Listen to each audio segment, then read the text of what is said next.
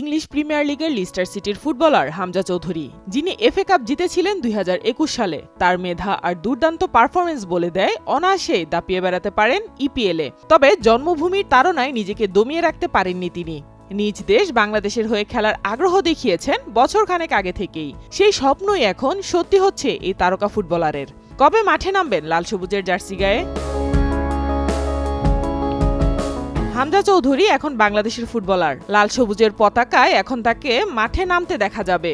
সব প্রতিবন্ধকতা কাটিয়ে এবার বাংলাদেশের জাতীয় দলে খেলার অনুমতি পেয়েছেন হামজা চৌধুরী। অবশেষে বিশ্ব ফুটবল সংস্থা ফিফা থেকে আসে দারুণ এই সুসংবাদটি। নিজের ইনস্টাগ্রাম অ্যাকাউন্টে এক ভিডিও বার্তায় নিজেই এই সিদ্ধান্তের কথা জানিয়েছেন ইংলিশ প্রিমিয়ার লিগে খেলা বাংলাদেশি বংশোদ্ভূত এই মিডফিল্ডার। বাফুফের পেজে প্রকাশিত হয় ওই ভিডিও বার্তা। সেখানে হামজা বলেন, আমি বাংলাদেশের পক্ষে খেলতে যাচ্ছি, আশা করি দ্রুতই দেখা হবে। এছাড়া হামজার ক্লাব লেস্টার সিটি ও তাদের ফেসবুক অ্যাকাউন্টে লাল সবুজ পতাকা হাতে হামজা চৌধুরীর ছবি পোস্ট করে লেখে, আজ হামজা চৌধুরী তার জাতীয় দলের প্রতিনিধিত্বের অধিকার পরিবর্তন করে বাংলাদেশের হয়ে খেলার সিদ্ধান্ত নিয়েছেন।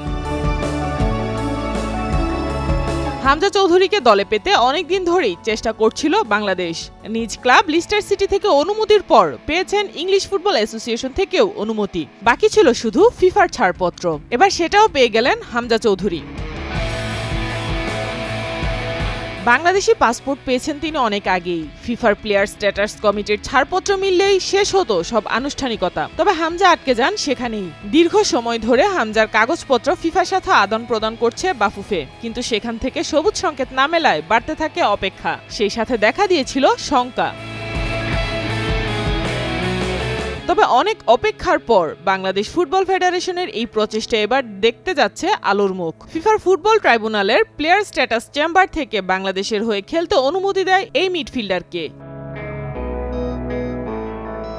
লাল সবুজের জার্সিতে খেলতে আর কোনো বাধা রইল না লেস্টার সিটির এই তারকার। তবে দেশের হয়ে তাকে মাঠে দেখা যেতে পারে ২০২৫ সালের ২৫ মার্চে এএফসি এশিয়ান কাপের প্রস্তুতি ম্যাচে।